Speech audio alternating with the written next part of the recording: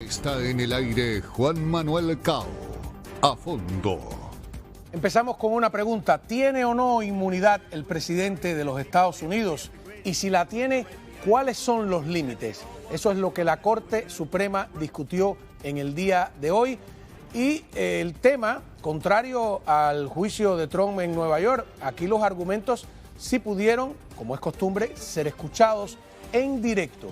Vamos a analizar todo lo que se dijo y tratar de vaticinar cuál podría ser el resultado de un caso que creará precedente en la jurisprudencia estadounidense. Muy buenas noches. Primero que todo, bienvenidos a Fondo.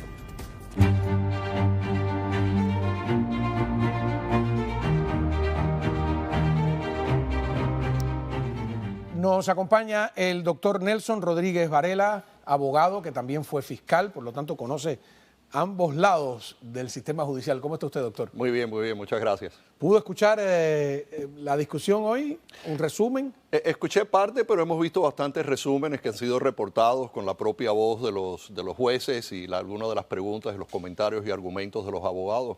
Muy interesante, un caso que presenta una jurisprudencia que va a delinear, como preguntaste al principio, va a delinear cuál es la inmunidad que tiene un presidente. Yo creo que la Corte Suprema, basado en los argumentos que escuchó hoy y las preguntas que estaba haciendo, no se siente muy cómodo estableciendo una inmunidad total, una inmunidad sin límites.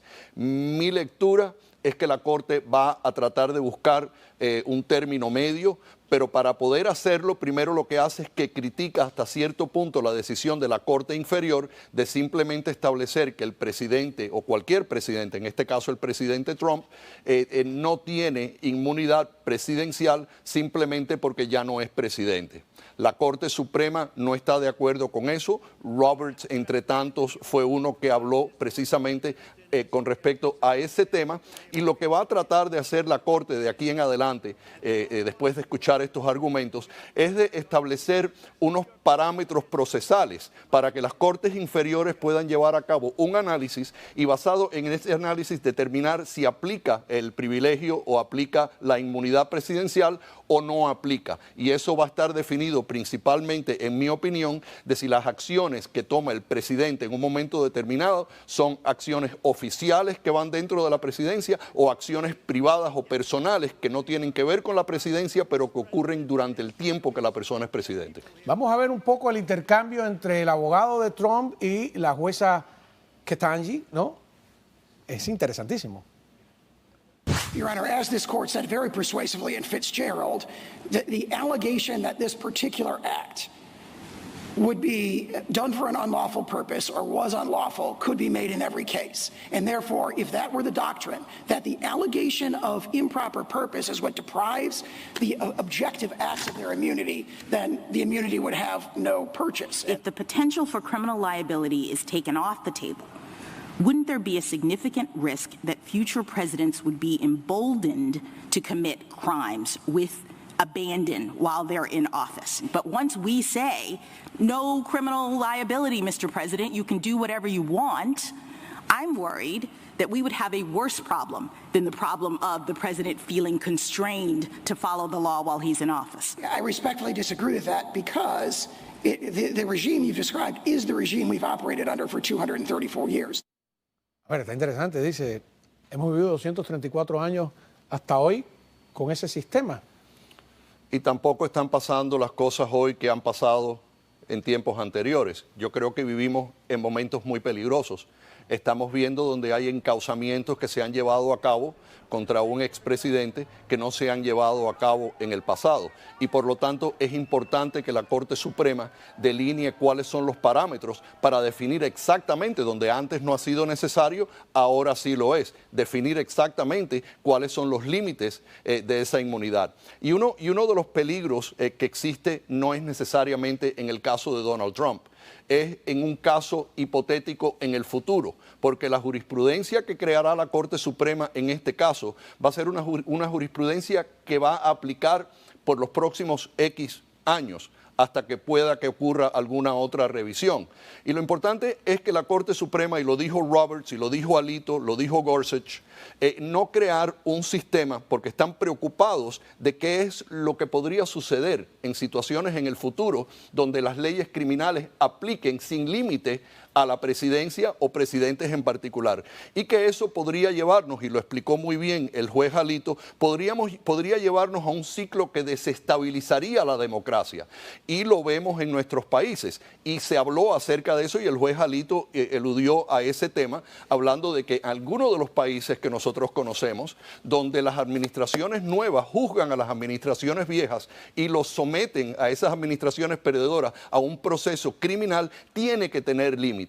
Y tiene que tener límites porque eso crearía un precedente extremadamente peligroso para un país que ataca la democracia cuando existan esos poderes. Lo hemos visto en Colombia con Álvaro Uribe Vélez, lo hemos visto en Venezuela, lo hemos visto en otros lugares donde el peor lugar en Perú, es Perú. En Perú. Todos los expresidentes están procesados y la actual presidenta a punto de ser procesada. Y esa es la preocupación fundamental de los jueces conservadores en este caso. Yo creo que universalmente los jueces no van a ofrecer una inmunidad total. Y el objetivo no es buscar inmunizar en todos los casos a un presidente. Pero lo que sí tiene que haber, y acuérdate que la Corte Suprema no decide hechos, la Corte decide jurisprudencia. No es cómo van a fallar miembros de un jurado en un juicio, sino cómo tú llevas a ese acusado a ese juicio, ¿no?, basado en la Constitución y basado en los parámetros que protegen los derechos constitucionales de las personas. No queremos llegar a un punto como hemos llegado en otros países. Los Estados Unidos son diferentes, estas son preocupaciones universales importantes. Yo esperaría que este caso lo manden a la Corte Inferior con instrucciones, una opinión bastante amplia donde se definan todos estos temas sobre los cuales las Cortes Inferiores tendrán que tomar en cuenta para determinar casos como este caso. Hace 15 o 20 años atrás en América Latina el problema era la impunidad. Los que estaban en el poder hacían lo que querían y nunca terminaban, por supuesto, ante los tribunales. Eso lanzó una lucha contra la impunidad y ahora, y pienso yo si pudiera pasar eso también aquí, están en el punto contrario, donde hay un abuso del sistema judicial y donde la inmunidad parlamentaria, ¿no?, muchos expresidentes se hacían senadores para tener cierta inmunidad, no funciona. Hasta el caso de Perú, digo, todos los expresidentes, uno se suicidó, Alan García, cuando lo fueron a arrestar, están imputados, algunos están presos, como es el caso de Fujimori, como es el caso de Toledo, la actual presidenta también va a terminar encausada, eso no hay dudas de ninguna clase, ¿no? Entonces, lo que pasa hoy, y yo quiero que usted me explique, cuando te dicen, si determinan que el presidente no tiene inmunidad, ¿puede ser juzgado por lo que pasó en el mandato anterior Trump o eso es a partir de ahora? La validez de una democracia depende de un Estado de Derecho.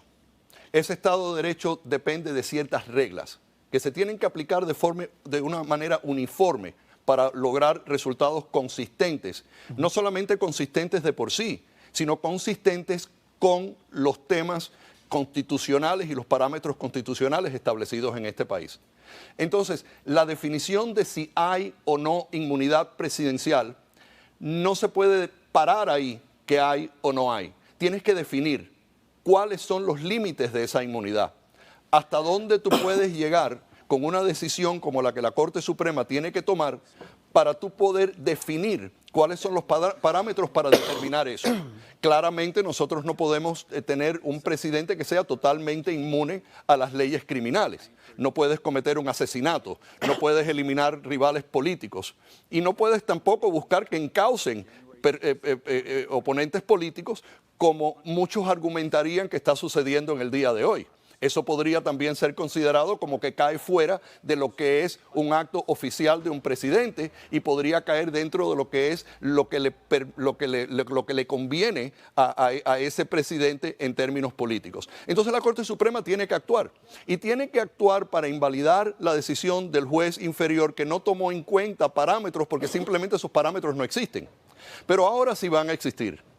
Ahora van a tomar una determinación donde no vamos a ver una inmunidad total, una inmunidad universal para cualquier cosa. No va a quedar fuera del régimen la determinación de que sea absoluta. Y vamos a entrar en un caso por caso donde la Corte Inferior va a tener que decidir después de una audiencia si algo es privado o algo es oficial antes de determinar si hay inmunidad o no la hay en términos de cargos criminales. Ahora, lo que pude escuchar más o menos la discusión es que probablemente para decisiones de carácter político, de carácter de política internacional, sí el presidente va a tener inmunidad, declaraciones de guerra, etcétera, pero para actos que puedan ser considerados criminales de carácter personal no la tendría. Alguno de ellos dijo en un momento determinado que no parecía fácil determinar cuál acción de un presidente era personal y cuál acción era presidenciable. Claro, ¿Cómo diferencias eso? Bueno, muchas decisiones que tienen que tomar los jueces, al igual que decisiones que tienen que tomar los presidentes, no son decisiones fáciles de tomar. Requiere un análisis y un esquema procesal para poder llevar a cabo ese análisis. Y después todo eso se somete a una revisión por cortes de apelaciones, inclusive la Corte Suprema de los Estados Unidos de nuevo, si hay un abuso de discreción o un abuso de poder en una determinación como esa.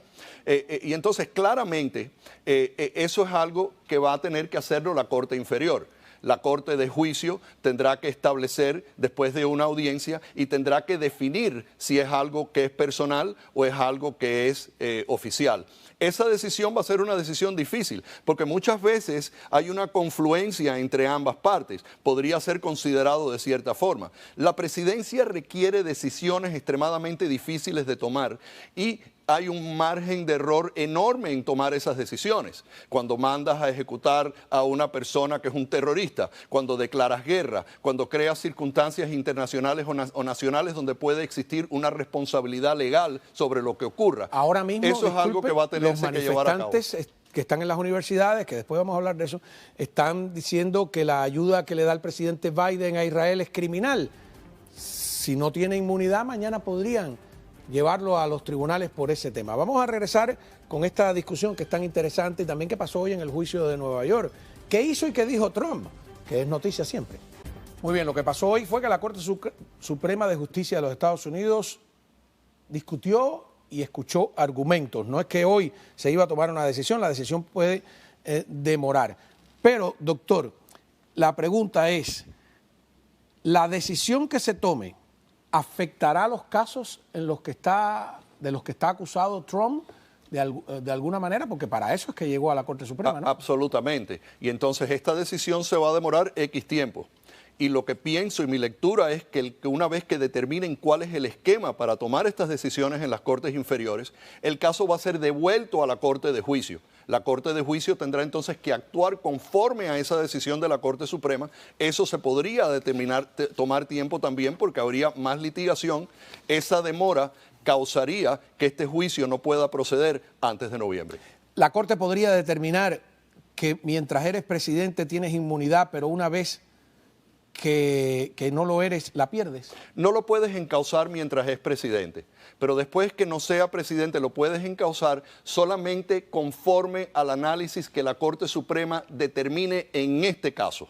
Entonces, lo que se está creando ahora es el esquema para decidir si tienes inmunidad o no la tienes. O sea, que podrían determinar una vez, todo lo que hagas después de que saliste de la presidencia ya no tiene inmunidad. Bueno, obviamente eres una persona común, pero si el análisis es que cometiste crímenes mientras eras presidente, esa determinación no se puede hacer a grosso modo simplemente porque ya no eres presidente. Ahora, con esta decisión, habrá un esquema para tomar decisiones en las Cortes inferiores donde se toma en cuenta cuál es la naturaleza de la acción y si eso cae dentro de los parámetros decididos por esta Corte. Sí. Antes de ver lo que dijo Trump en Nueva York sobre lo que estaba ocurriendo en Washington, escuché un argumento interesante. Ahora ya no recuerdo quién fue el que dijo en la discusión. Si el presidente tiene derecho a perdonarse, ¿qué estamos discutiendo? ¿Ya eso implica que sí tiene inmunidad?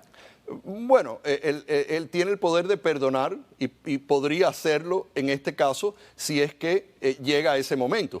habría que ver exactamente qué es lo que sucede ahora con la aplicación de este dictamen y de qué manera eso se desarrollaría en un futuro en potencia, que es lo que realmente no sabemos. Ahora tenemos que esperar a ver lo que la Corte Suprema hace. Más allá tendremos que esperar a ver cómo las Cortes inferiores ejecutan ese mandato de la Corte Suprema. Y de ahí en adelante ver cuáles son las causas que podrían quedar anuladas y cuáles son las causas que podrían proceder y hasta qué punto entonces el presidente ejecutaría su derecho a perdonarse más adelante si es que sale electo después de las elecciones de noviembre. Claro, yo sospecho que va a ser entonces un documento no muy corto, ¿no? Eso va a ser un documento extremadamente largo, van a delinear paso por paso cada punto, van a tomar en consideraciones todos los argumentos, establecer razones por las cuales están de acuerdo o están en contra, ejecutar un dictamen final donde habrán tal vez jueces que estén de acuerdo, jueces que no estén de acuerdo, la mayoría decide.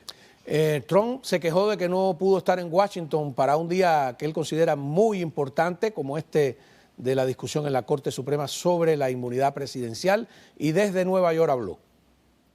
I think it was made clear, I hope it was made clear that a president has to have immunity or you don't have a president, or at most you can say it would be a ceremonial president. That's not what the founders had in mind. They're not talking about ceremonial. We want presidents that can get things done and bring people together. So I heard the meeting was quite amazing, and the justices were on their game. So let's see how that all turns out. But again, I say presidential immunity, very powerful. Presidential immunity is imperative, or you practically won't have a country anymore. Thank you very much. Thank you. ¿Está de acuerdo con esa idea de que no tendría país sin inmunidad? Claro, y hablamos anteriormente acerca de eso. Si tú tienes un sistema bajo el cual una administración que entra habiendo ganado una elección puede juzgar a la administración que perdió con cargos criminales sin que haya un esquema procesal, existe entonces una gran posibilidad de abuso. Y si existe esa posibilidad de abuso, entonces un presidente no sería efectivo siendo presidente, se necesita un grado de inmunidad. Lo que queda por definirse es cuáles van a ser los límites de ese privilegio. Hay muchos republicanos que piensan que se está usando el sistema judicial, ¿no? Es una percepción. Eso es una percepción y mira, tienes ahora, por ejemplo, el caso de Arizona.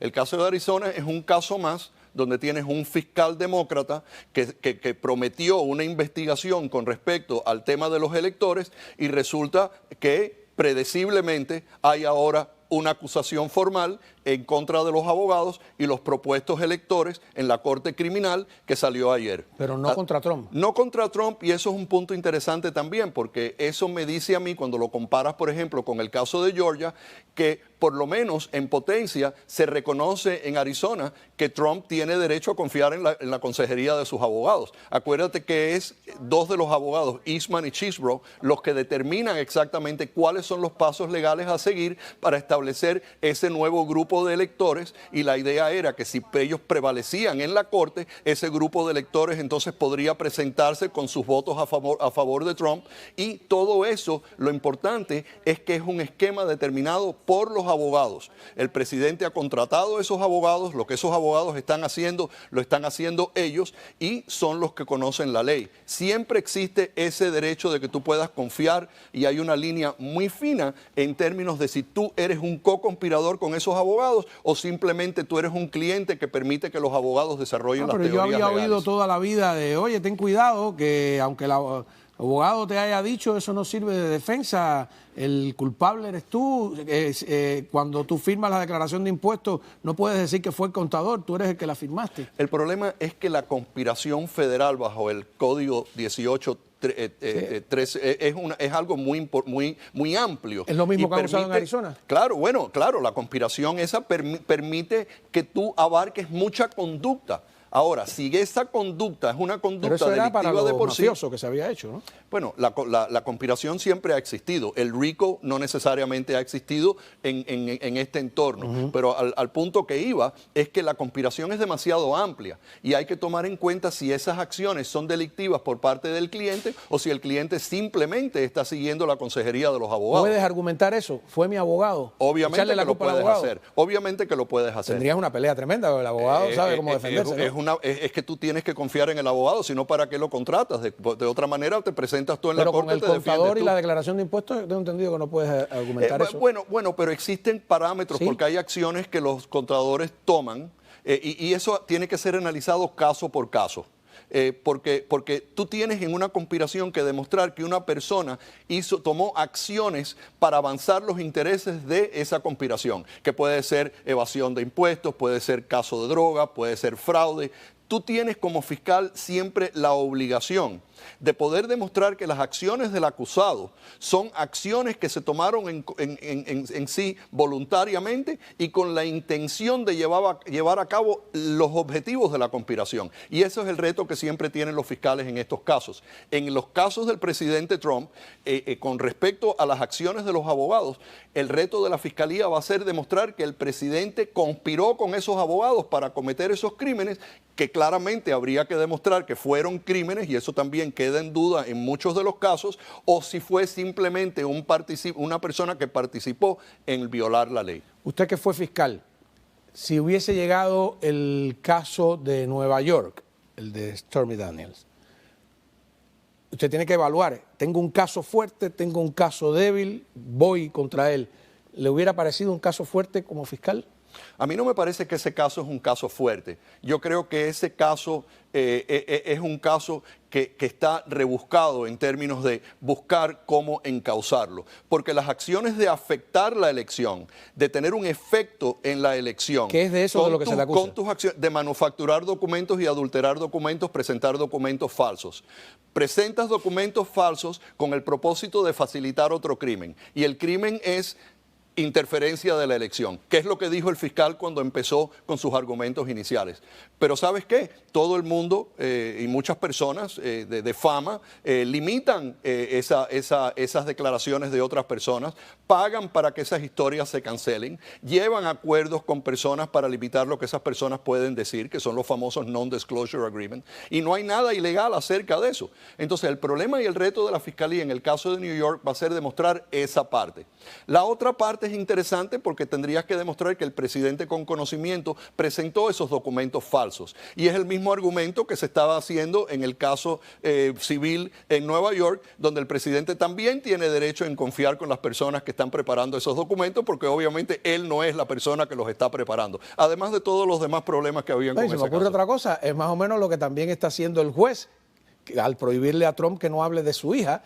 No le ha pagado, pero es una manera de evitar un daño, ¿no? No, pero él no puede hablar de su hija porque eso no tiene nada que ver con el caso. Trump ha dicho que la hija es una activista. Sí, pero en términos del caso eso realmente no puede traerse a cabo. Cuando tú traes todas esas cosas puedes crear un juicio en el cual no haya justicia y él no puede hablar del caso de su hija. Eso es un argumento para descalificarlo a él, para que se ponga otro juez porque él alegadamente tiene el conflicto de la hija. Él decidió que no, eso podría ser revisado también más adelante. Pero hay que tener mucho cuidado cuando los jueces permiten que entre en evidencia al caso que no van directamente a probar los elementos. Y hemos visto, por ejemplo, el caso de Harvey Weinstein, donde la Corte de Apelaciones estableció de que se habían cometido el juicio. Graves errores, porque permitió que todo un montón de personas vinieran a testificar, no para probar que Weinstein tenía la intención de llevar a cabo esos crímenes, sino para demostrar la propensidad de Weinstein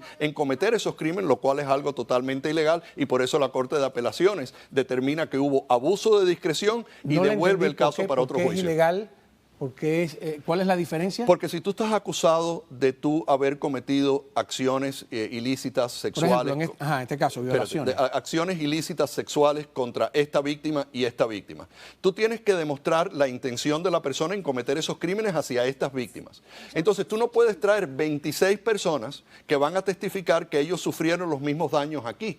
Puedes hacerlo de forma limitada, pero no se puede convertir el punto en el caso donde los miembros del jurado te encuentran culpable de estos crímenes basado en todo lo que percibe que fueron acciones malas de tu parte con otras personas en acusaciones que no están presentadas en tu juicio. Existe el peligro de que te encuentren culpable por esos problemas y no porque hay evidencia directa de que tú hiciste esto contra las personas. Tienes que concentrarte en los cargos que están frente al jurado, como juez, tú tienes que administrar esa evidencia. Y tú no puedes permitir que se celebre un juicio injusto contra una persona porque tú permitas que esa evidencia entre cuando no tiene nada que ver con las alegaciones que el jurado tiene que decidir. Entonces, ¿Weinstein fue para la calle hoy ya? No creo que fue para la calle, creo que todavía está detenido, pero han ordenado un nuevo juicio y han anulado la declaración de culpabilidad del jurado en el caso de New York. ¿Y esperaría el juicio entonces preso de todas maneras? Bueno, yo no sé cuáles van a ser las circunstancias. Si no tiene otras razones para mantenerlo, deberían de volver a establecer las condiciones, si tenía condiciones de fianza anteriormente. No sé cuáles serían los impedimentos, pero eso tendría que revisarse de nuevo a ver si tiene derecho a fianza. Y por último, porque había esa discusión en la sala de redacción, pero no se te puede juzgar dos veces por el mismo delito. Y yo pienso, bueno, si es a favor del acusado, sí, ¿no?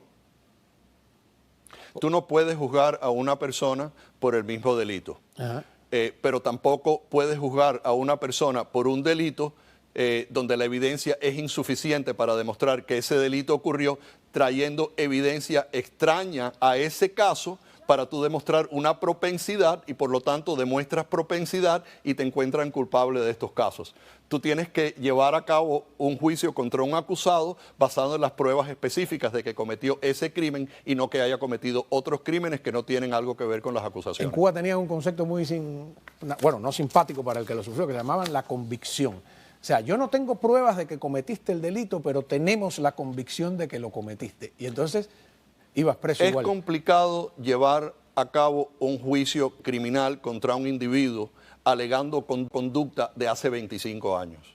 Y entonces casi siempre cuando eso sucede hay una ausencia de pruebas directas y también hay una ausencia en la capacidad de la defensa de poderte defender de estos cargos. Sí, pues todo eso. Pero entonces la fiscalía lo que utilizó en el caso de Weinstein es: yo sé que tengo deficiencia aquí con pruebas de estos cargos específicamente, pero yo voy a traer para demostrar que esto ocurrió el hecho de que este señor ha hecho esto con estas otras 20 personas.